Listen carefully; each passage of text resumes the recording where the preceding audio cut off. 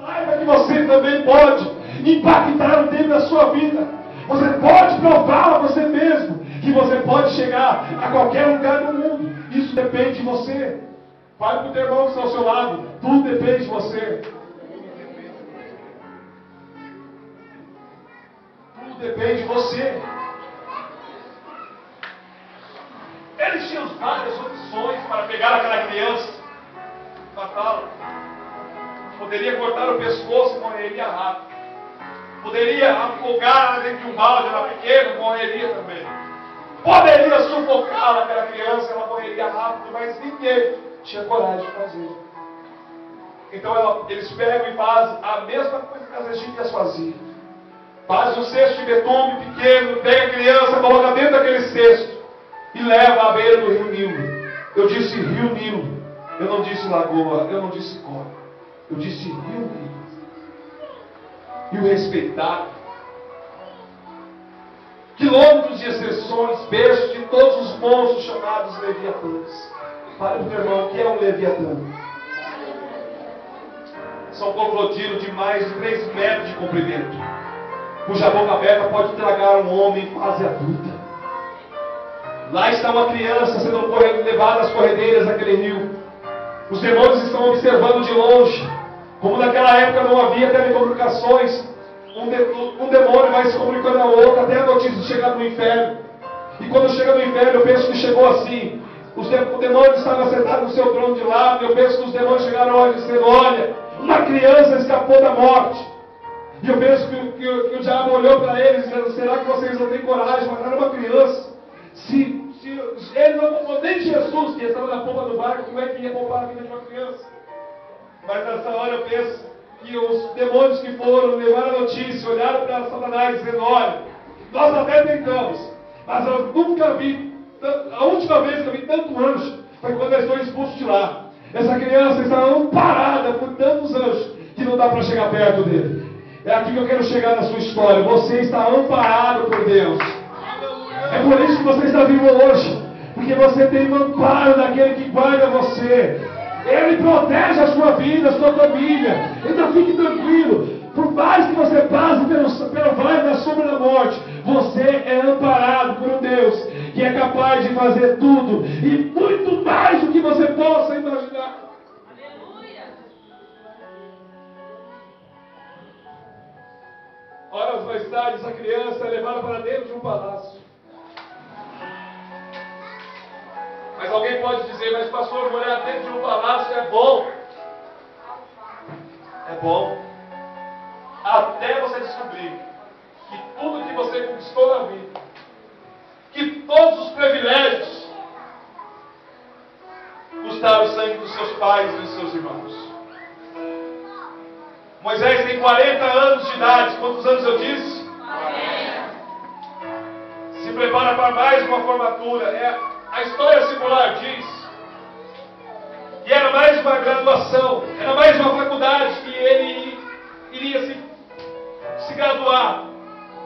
Ele está andando pelo corredor do seu palácio, com as suas vestes reais, se preparando para mais uma festa que seria estabelecida dali a alguns minutos.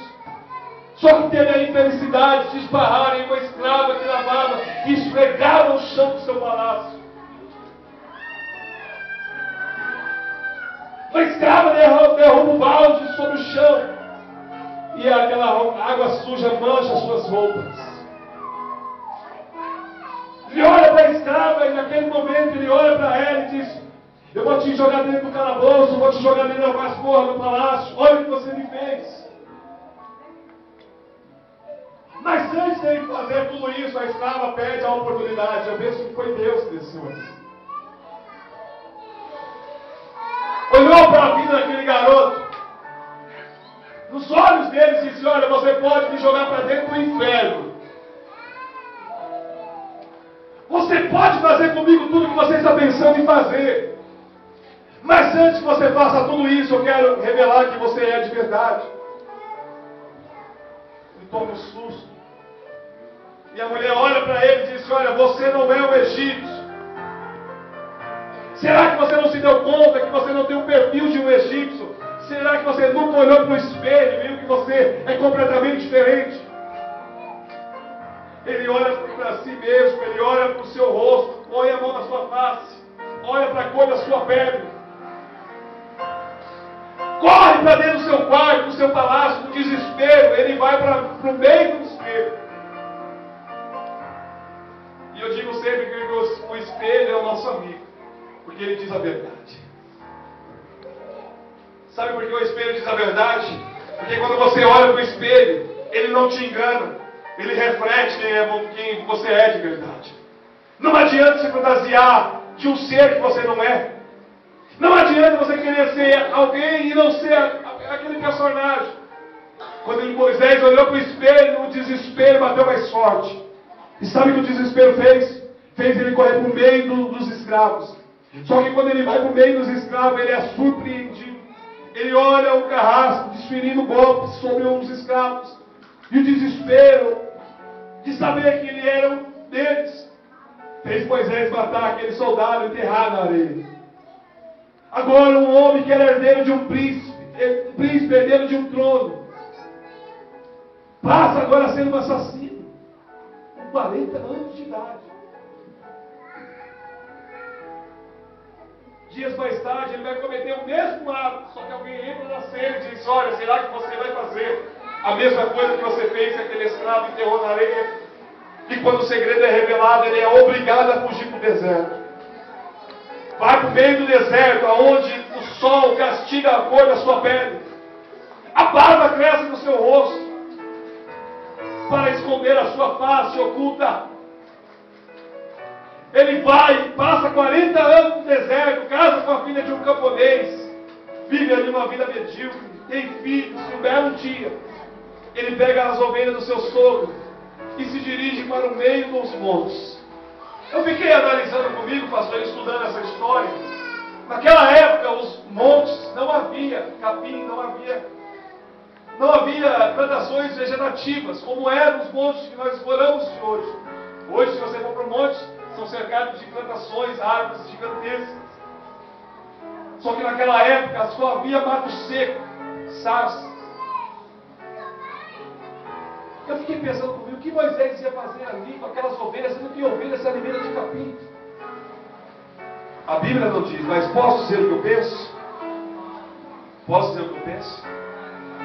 Ele estava como eu e você, cansado do silêncio de Deus. Ele tem que olhar para trás e ver que a vida foi uma desgraça. Se pudesse escolher, ter direito de escolha, preferia não ter nascido do que ter nascido, e ver a sua vida passar gerações e gerações sem que nada aconteça de bom na sua vida. Ele olhou para o seu passado e a única coisa que ele conseguiu ver, o garoto que foi rejeitado no ventre, passou 3 meses sem ter um nome, jogado nas águas e unido. E depois descobre que tudo que ele tinha não era dele, buscou o sangue dos seus pais e dos seus avós. A vida não tem nenhum sentido mais para esse homem.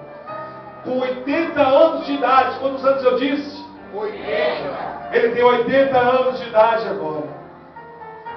E um belo dia ele está subindo ao monte com as suas ovelhas, e nada descarta a possibilidade dele ter feito o que muitos fariam, vivendo uma vida daquela. Tentar tirar a sua própria vida.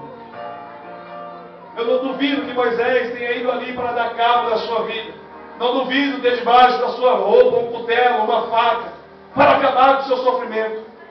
Ele senta em uma daquelas pedras, começa a olhar para a sua vida e ela vai passando, com uma tela de cinema diante dos seus olhos. O garoto que foi rejeitado, os pais que morreram, que não teve um nome, foi jogado no rio, passou 40 anos vivendo uma vida ilusória, que agora a vida perdeu completamente o sentido, as faculdades, os conhecimentos que foram arrancados, extirpados da sua vida. Ele senta em uma pedra e ele vai olhando as ovelhas ali, sendo tragadas pelo sol. E a única coisa que ele consegue ver são sarça, um sarçal seco, capim seco que está